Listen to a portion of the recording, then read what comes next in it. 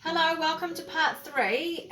Just focus that in there, which is all about this guy and his face.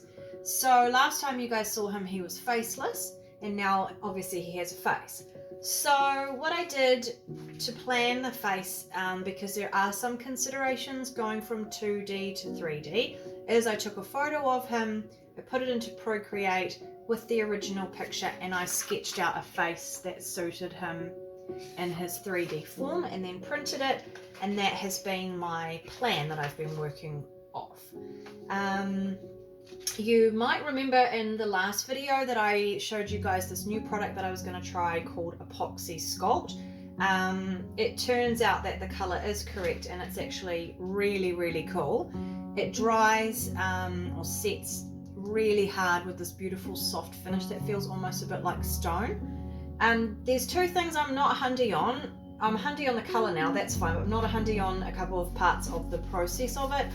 First of all, you have to wear gloves, and I found it really difficult to sculpt with gloves. And secondly, it has a 1 to 3 hour working time, which is panic inducing. This is actually the third face because the first two I just completely tanked on. So that's something I'm going to get used to as I get more experience sculpting. You will notice potentially also that I didn't even use the eyes, which is what I made the whole second video about. That is because the 1 to 3 hour time and the plastic eyes it wasn't working for me. So what I've done is made these eyes with a bit of a lip. Hopefully you guys can see. And what I'm planning on doing is actually using a resin product in there to give them like a really deep glossy look, which I think is either going to look amazing or it's going to look terrifying. One of the two. I don't think there's going to be any like middle ground with it. So the next thing to do is to undercoat him. I'm using a generic undercoat from the hardware store because literally, well no, that's a wrong use of literally. Hardly any stores are open at the moment because of lockdown, so that's what we're doing.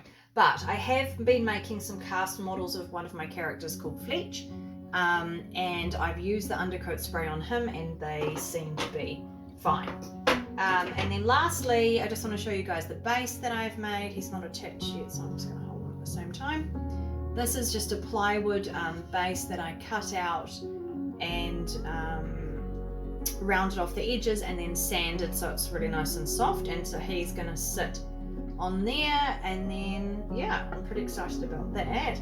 So hopefully the next time you see him it'll be the painting video, and there'll be some planning around the colours and stuff, but overall everything so far is going really well. I did forget to say that he is going to have arms. I haven't done the arms yet.